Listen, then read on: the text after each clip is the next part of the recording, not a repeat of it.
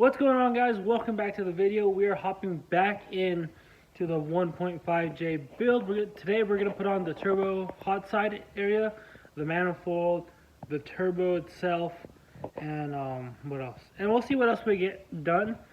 But real quick, I want to show you guys what I did with the fuel system so far. I was going to make a whole video of it, but I don't really have all the pieces yet. So I'm just going to show you guys what I did so far. I'm just going to point it out in the car, and that way you guys are caught up with what I've done. So, if you guys have watched the video that Garza posted on the Slightly Modified channel, he actually went with eBay fuel pressure regulator. So I decided, you know what, if it works for him, it should work for me. Just for now, I'm going to end up changing it down the road. But while budget's a little tight right now, this will do. But just to be extra safe, we changed all the fittings that came with this thing.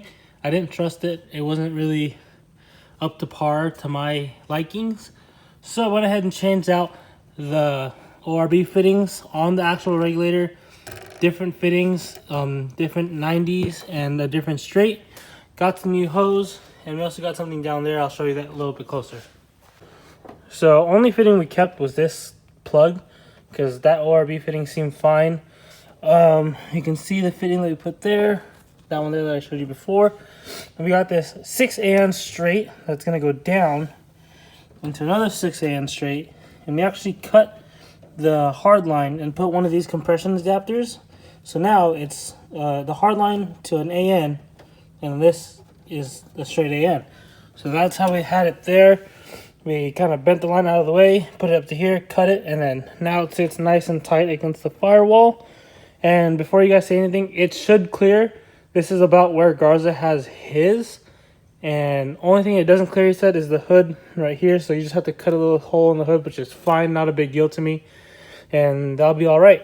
And for the feed side, so far, we have this 150-degree fitting. I was going to try to relocate the fuel filter somewhere, but it's already here. Brackets already riveted in. So I decided this 150 right here, we'll kick it out and then come out here, follow this up, and then go into the back of the fuel rail for the feed.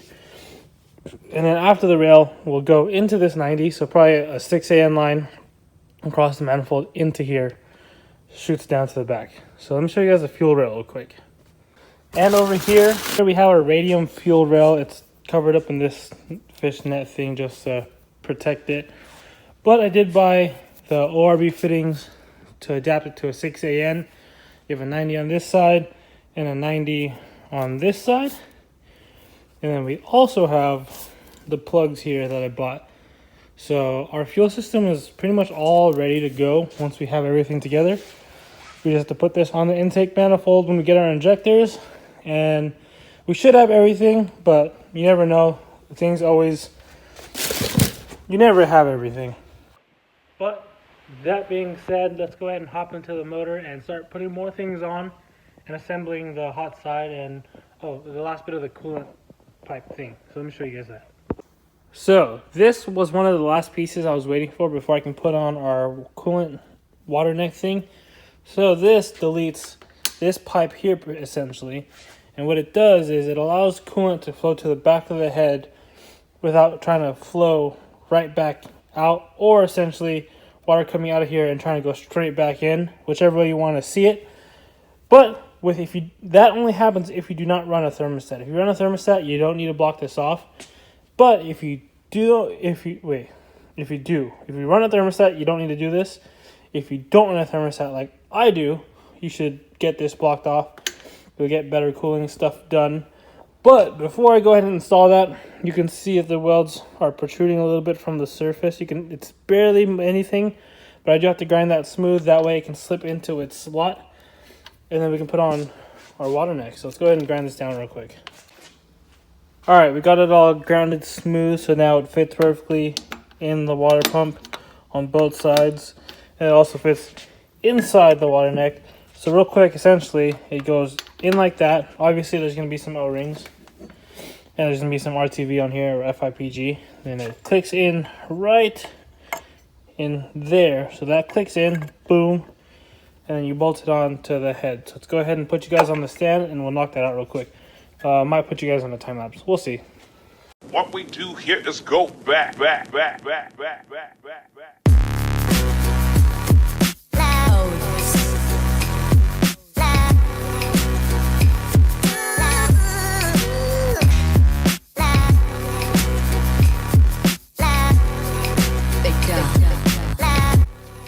So the water neck was kind of giving me an issue, but we got it on. It's all seated up against it. It's not fully tightened yet. I'm gonna try to let the FIPG cure a little bit more.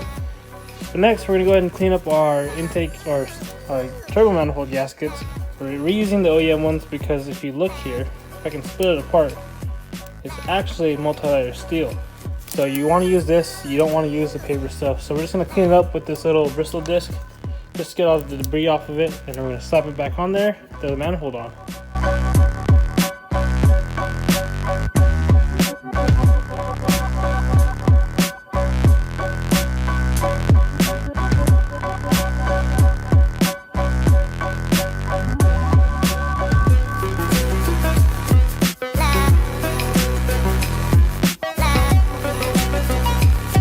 As you can see, the gasket's all cleaned up from most of its grime.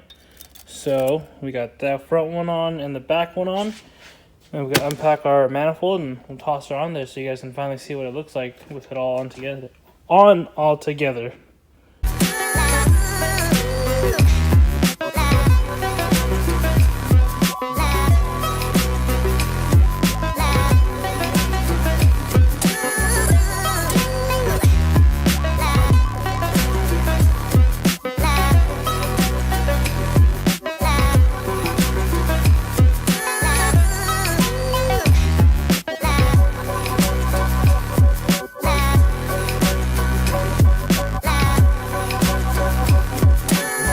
Alright, we got the manifold on, all tightened up. We got the studs on the turbo flange. So we got the metal gasket from Borg Warner. And we're going to go ahead and throw the turbo on and clock it in a way that seems about right. So let's go and knock that out real quick.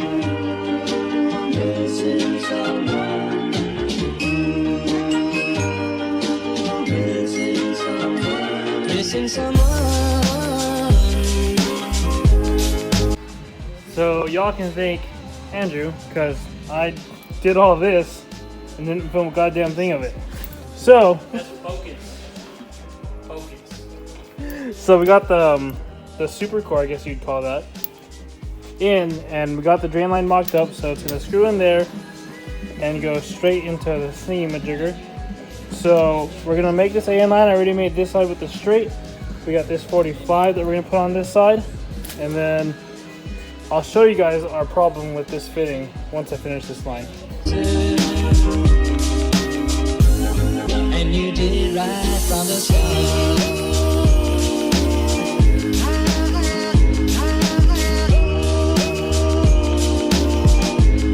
And you did it right from the start.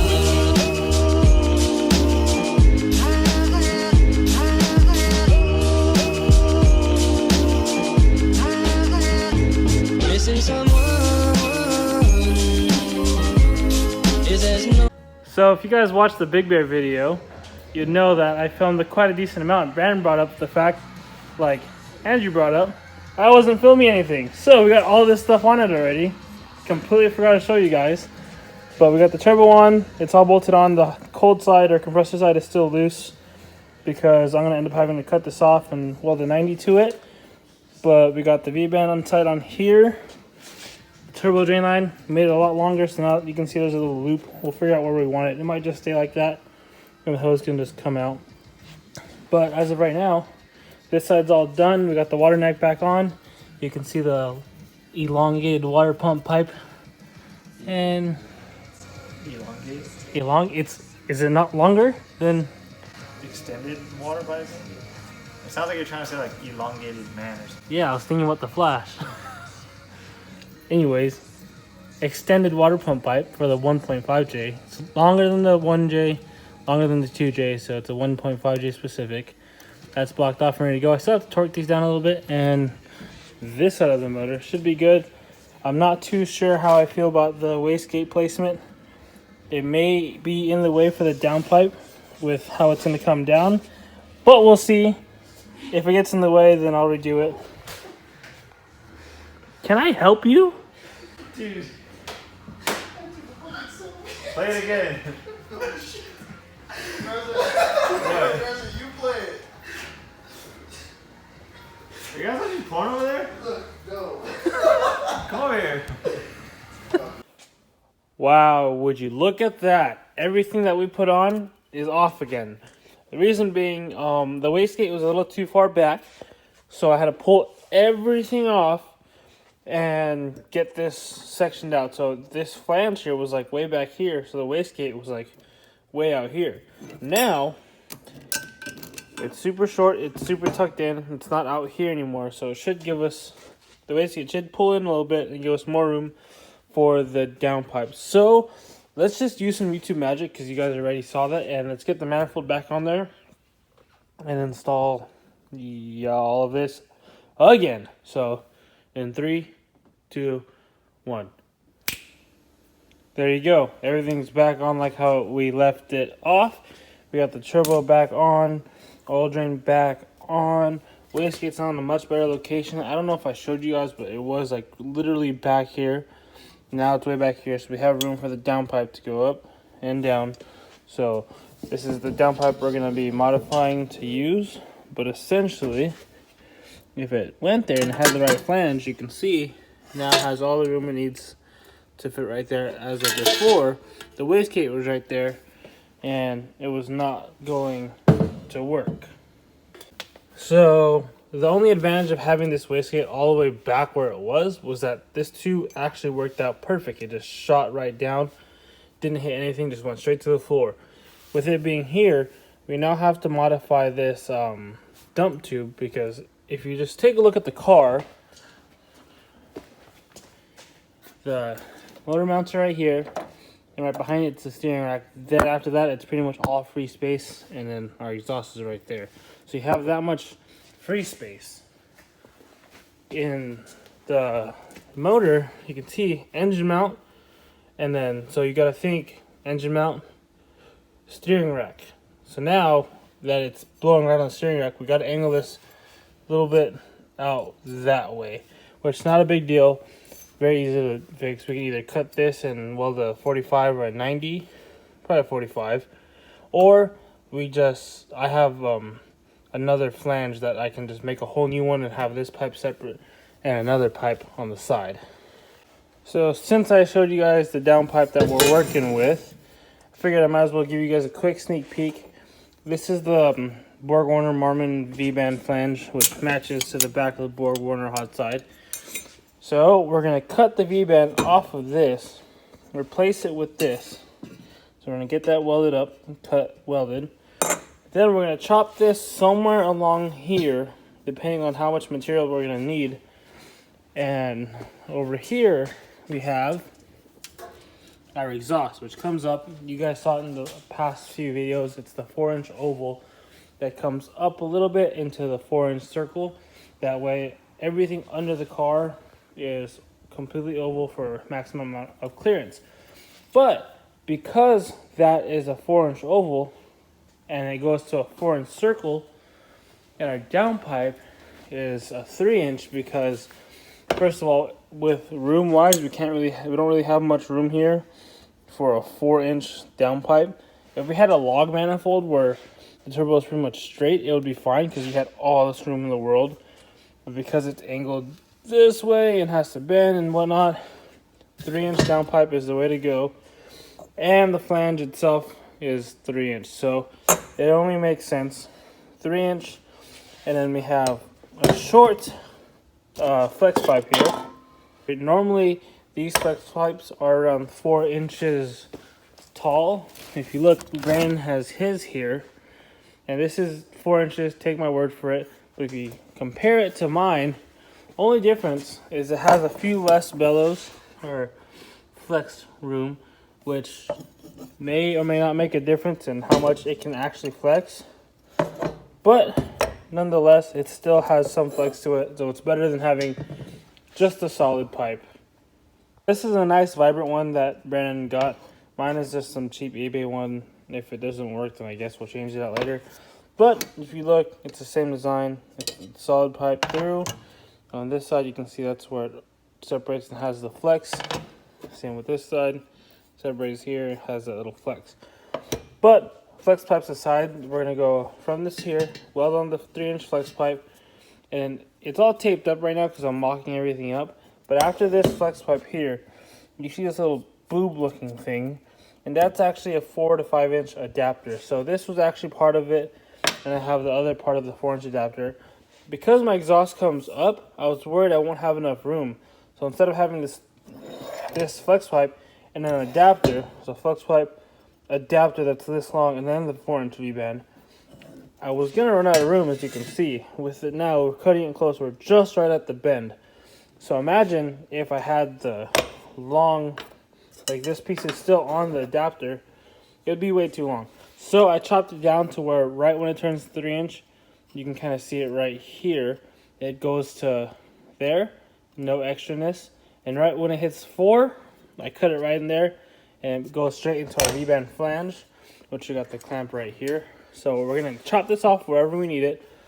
Looks like honestly it's gonna be like pretty much right up against that O2 sensor area, because the exhaust slightly comes up and then flange. So I'm just referencing this as with my exhaust. My exhaust comes up a little bit like you guys saw. This should be somewhere around here. It comes up and the V-band should match. But this is for a whole nother video. It's gonna be a whole separate video of making the downpipe, so don't worry about that right now. I just wanted to show you guys what I got here. Other than that, we're pretty much done for today, or for this video I should say. We got the manifold back on, we got the turbo back on, we got the wastegate pipe shortened and pulled forward, I guess you can say. So now it's in a good location, gives us all the room that we need for the downpipe. And we also got the oil drain, did I say that already? And yeah, we got pretty much this whole exhaust side done besides the downpipe, which is not a big deal. Once we get all the trans stuff on, we'll go ahead and then we can mock up the downpipe. But until then, turbo side is done. All we're waiting for now, engine-wise, is injectors from Jason so we can put on the intake manifold. We're going to go with ID1000s or the 1050X, I believe. Whichever, I really don't care. But ID1000s, and that's about it. In the box right behind me, I don't know if you can see it, but we have the Drift HQ, PMC, ZF to JZ adapter. We got the adapter plate, the flywheel. We got the PMC clutch, 5-puck unsprung, and we also got an ACT pressure plate. And we also bought the Gribo delete. So most likely in the next video, you guys will see us mating the ZF to the JZ with the PMC adapter kit. But like I said, guys, we're just waiting on parts to come in so we can put this together, and parts are finally coming in. So this thing's gonna get together just like that. It might take a little bit longer for you guys, just because you guys see me once a week. But trust me, this thing is coming together really quickly, and I can't wait to finally hear this thing running. So that being said, thank you guys for watching. Peace out. See you in the next one.